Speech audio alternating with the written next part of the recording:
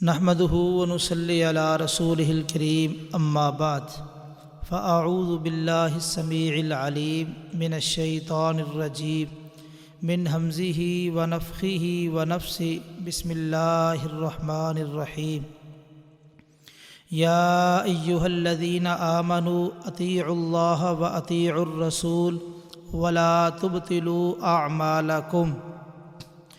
اے ایمان والو، اللہ کی اطاعت کرو اور رسول اللہ صلی اللہ علیہ وسلم کی اطاعت کرو اور اپنے اعمال کو باطل نہ کرو۔ اہل حدیث کون ہے، کس منہج پر قائم ہے اور اہل حدیث کس جماعت کے ساتھ تعلق رکھنے والے ہیں، انتہائی اختصار کے ساتھ آپ کے سامنے اس حوالے سے کچھ گزارشات رکھنا چاہتا ہوں۔ اہل حدیث بصیرت والے لوگ ہیں اور بصیرت پر چلنے والے لوگ ہیں۔ قرآن مجید میں اللہ تعالیٰ فرماتے ہیں قُلْ هَٰذِهِ سَبِيلِي أَدْعُو إِلَى اللَّهِ عَلَىٰ بَصِيرَةٍ أَنَا وَمَنِ اتَّبَعَنِي۔ کہہ دیجئے یہ میرا راستہ ہے، میں اللہ کی طرف بلاتا ہوں، علی بصیرۃ، بصیرت پر، انا ومن اتبعنی، میں اور جو میرا پیروکار ہے وہ بھی بصیرت کی بنیاد پہ دعوت دیتا ہے۔ اہل الحدیث چونکہ اللہ کے فضل سے نبی کریم صلی اللہ علیہ وسلم کے متبع ہے، فرما بردار ہے اور ہر عمل میں آپ کی پیروی کو ترجیح دیتے ہیں اور اسی کے مطابق ہر عمل بجا لاتے ہیں۔ اس وجہ سے اہل الحدیث نبی کریم صلی اللہ علیہ وسلم کے سچے محب بھی ہیں، اور جس طرح آپ بصیرت کی بنیاد پہ دعوت دینے والے تھے، اسی طرح اہل الحدیث بھی اسی بصیرت کی بنیاد پہ دنیا میں کتاب و سنت کی دعوت پیش کرتے ہیں۔ دوسری بات، اہل حدیث کا منہج کیا ہے؟ مستدرک حاکم میں نبی کریم صلی اللہ علیہ وسلم کا فرمان گرامی ہے۔ آپ نے ارشاد فرمایا انی ترکت فیکم شیئین، میں تمہارے اندر دو چیزیں چھوڑ کے جا رہا ہوں، کتاب اللہ، ایک اللہ کی کتاب، و سنتی، اور دوسری میری سنت، وَلَن يَتَفَرَّقَا حَتَّى يَرِدَا عَلَى الْحَوْضِ، یہ دو چیزیں کبھی جدا نہیں ہوں گی، یہ اکٹھی رہیں گی یہاں تک کہ دونوں چیزیں حوض پر وارد ہو جائیں۔ اس حدیث میں اہل الحدیث کا منہج بیان کیا گیا ہے۔ اہل الحدیث کا یہ نعرہ ہے اطیعوا اللہ و اطیعوا الرسول، اللہ کی اطاعت اور رسول اللہ صلی اللہ علیہ وسلم کی اطاعت ہے، اور وہ کتاب و سنت سے ہی معلوم ہوگی، تو اس لیے ہم کتاب و سنت کے حاملین ہیں اور کتاب و سنت کے پیروکار ہیں۔ اور یاد رکھیے اہل الحدیث کون ہے؟ امام احمد بن حنبل علیہ الرحمہ فرمایا کرتے تھے، جس حدیث میں نبی کریم صلی اللہ علیہ وسلم نے فرمایا لا تزال طائفۃ من امتی، ہمیشہ میری امت میں ایک ایسا گروہ رہے گا، ظاہرین علی الحق، جو حق پر قائم ہوں گے، منصورین، مدد کیے ہوئے ہوں گے، لا یضرہم من خذلہم، جو ان کو رسوا کرنا چاہے گا وہ ان کو نقصان نہیں پہنچا سکے گا۔ امام احمد بن حنبل رحمہ اللہ فرمایا کرتے تھے اگر اس سے مراد اہل الحدیث نہیں ہے تو میں نہیں جانتا پھر کون ہے۔ علی بن مدینی علیہ الرحمہ بہت بڑے محدث ہے، امام بخاری علیہ الرحمہ کے استاد ہے، وہ فرماتے ہیں ہم اصحاب الحدیث، اس سے مراد اصحاب الحدیث ہے۔ اور اسی طرح ہمارا نعرہ وہی نعرہ ہے جو شیخ عبد القادر جیلانی علیہ الرحمہ نے لگایا، لا معین الا اللہ، کوئی مددگار نہیں مگر اللہ، ولا دلیل الا رسول اللہ، کوئی دلیل نہیں مگر رسول اللہ صلی اللہ علیہ وسلم کی لائی ہوئی شریعت، وہی دلیل ہے قرآن دلیل ہے، حدیث دلیل ہے۔ اور اسی طرح ہمارا نعرہ وہی ہے جو امام احمد بن حنبل علیہ الرحمہ نے لگایا تھا جب ان کو خلق قرآن کے مسئلے میں جیل کی بند کوٹھری میں قید کر دیا گیا۔ وہ فرمایا کرتے تھے، لوگوں میرے پاس کتاب و سنت کی کوئی دلیل لے آؤ، کوئی قرآن کی آیت یا حدیث پیش کر دو، میں تمہاری بات ماننے کے لیے تیار ہوں۔ اگر کتاب و سنت سے کوئی دلیل پیش نہیں کرو گے، مارے کھا سکتا ہوں، تکلیفیں برداشت کر سکتا ہوں، جیل کی تنگیاں برداشت کر سکتا ہوں، لیکن کتاب و سنت کا جو مسئلہ ہے اس پہ حرف نہیں آنے دوں گا۔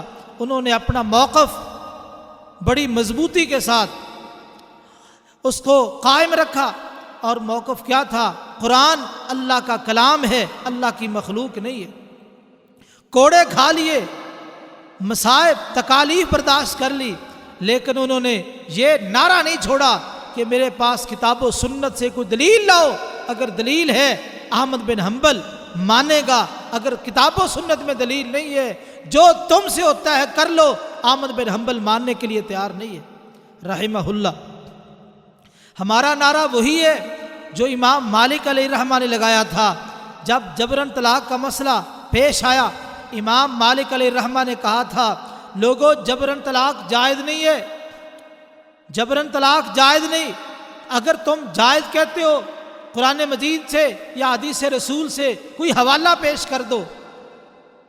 لیکن دنیا نے دیکھا امام مالک علیہ الرحمہ کے سامنے کوئی حوالہ پیش نہ کر سکا۔ پھر امام مالک کو شہر کا چکر لگوایا گیا، اور 7 لوگ اعلان کرتے ہیں یہ وہ شخص ہے جو بادشاہ کی بات نہیں مانتا۔ امام مالک علیہ الرحمہ فرماتے، لوگوں تمہیں تعارف کروانے کا طریقہ نہیں آتا، میں تعارف کرواتا ہوں۔ فرماتے من عرفنی فقد عرفنی، جو مجھے پہچانتا ہے وہ تو پہچانتا ہے، ومن لم یعرفنی، جو مجھے نہیں پہچانتا فانا مالک بن انس، میں انس کا بیٹا مالک ہوں۔ میرا فتویٰ یہ ہے جبراً طلاق جائز نہیں ہے، جو جائز کہتا ہے قرآن سے دلیل پیش کر دے یا حدیث سے دلیل پیش کر دے۔ اور ہمارا نعرہ وہی ہے جو شہید ملت علامہ احسان علی ظہیر رحمہ اللہ نے لگایا تھا۔ فرمایا کرتے تھے، لوگوں ہمیں منوانا بالکل آسان ہے، یا رب کا قرآن پیش کر دو یا محمد رسول اللہ صلی اللہ علیہ وسلم کا فرمان پیش کر دو، ہم فوری طور پہ مان جائیں گے۔ اور فرمایا کرتے تھے، لوگوں سن لو، ہمارے مسلک اہل حدیث کے خلاف تم کوئی ایک آیت یا ایک حدیث پیش کر دو، صبح کا سورج طلوع نہیں ہوگا، ہم پہلے اپنی بات سے رجوع کرنے کے لیے تیار ہوں گے۔ یعنی کتاب و سنت کا نام مسلک اہل حدیث ہے۔ دین اسلام کی صحیح تصویر اگر کوئی روئے زمین پر موجود ہے تو وہ مسلک اہل حدیث ہے۔ اور یاد رکھیے، ہمارا منہج، ہمارا مشن بالکل واضح ہے۔ ہم درمیان میں کسی واسطے، کسی وسیلے کے قائل نہیں ہے۔ ہم اللہ اور اس کے رسول کی باتوں کو براہ راست ماننے والے اور ان کی اطاعت کرنے والے ہیں۔ ہم وہ لوگ نہیں ہیں جو کہتے ہیں حدیث پر براہ راست عمل کرو گے گمراہ ہو جاؤ گے۔ ہم وہ لوگ نہیں ہیں جو کہتے ہیں امام کی تقلید کے بغیر گمراہ ہو جاؤ گے۔ ہم علی الاعلان کہتے ہیں، لوگوں جو صحابہ کا منہج تھا آج اہل الحدیث کا وہی منہج، نہ وہ کسی امام کے مقلد اور نہ ہی وہ کسی اور مفتی کے فتوے کے پیچھے چلنے والے، وہ بھی کتاب و سنت کے پیروکار، اور اہل الحدیث بھی کتاب و سنت کے پیروکار ہیں۔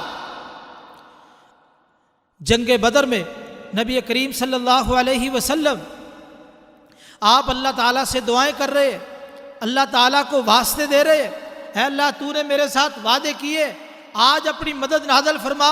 یہ مٹھی بھر میرے ساتھی 309 313 315 یا 317، اللہ آج ان کی مدد فرما، نصرت فرما، اللہ اسلام کو غالب فرما، کفر کو مغلوب کر دے۔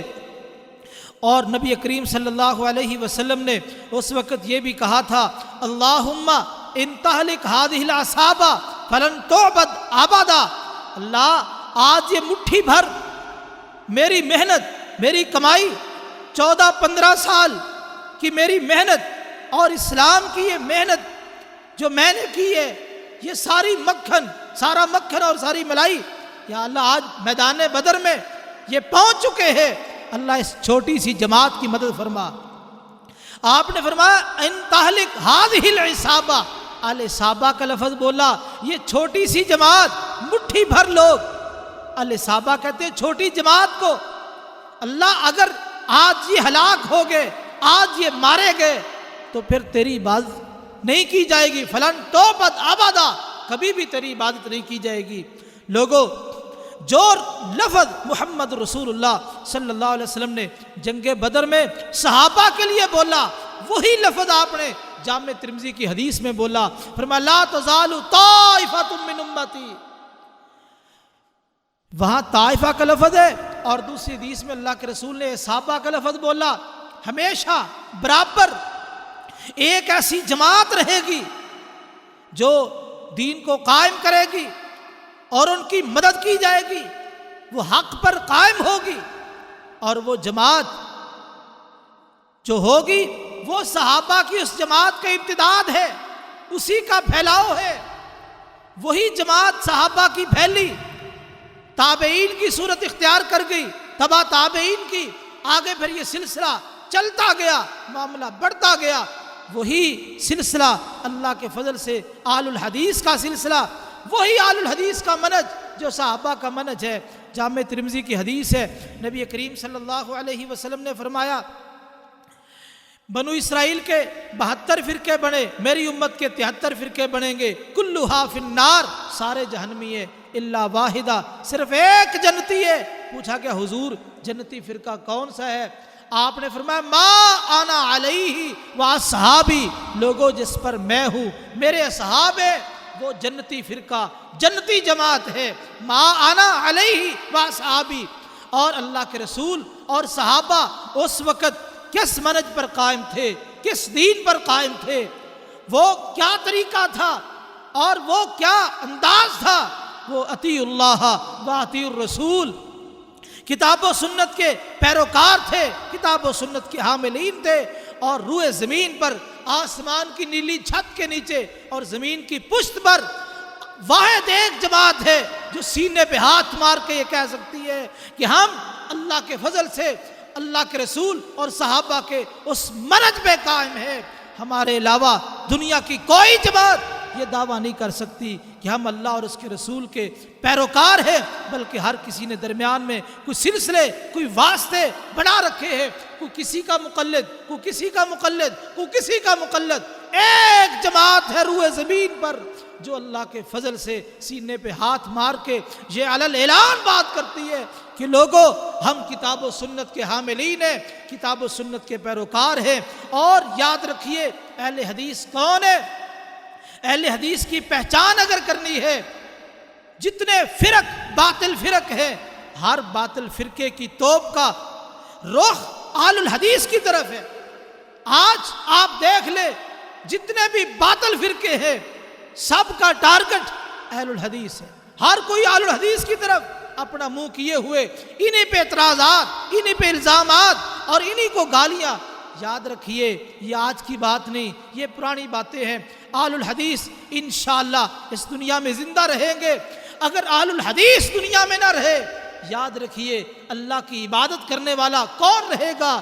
یہ لوگ ہیں جو توحید کو پھیلانے والے، شرک کو مٹانے والے، یہ وہ لوگ ہیں جو سنت کا پرچار کرنے والے اور بدعت کو ختم کرنے والے، یہ وہ جماعت ہے جب تک دنیا میں قائم ہے انشاءاللہ دین اسلام قائم ہے، اور جب اہل الحدیث اس دنیا سے ختم ہوں گے، جماعت اہل حدیث کتاب و سنت کے حاملین ختم ہوں گے، اس کے بعد پھر قیامت ہے۔ اور یہ بات کوئی جذباتی نہیں ہے، علی البصیرہ یہ بات کر رہا ہوں کہ اہل الحدیث جو اللہ کے صحیح منشا اور صحیح جو مقصود اور مطلوب ہے کتاب و سنت کی پیروی، اس منہج پہ قائم ہے۔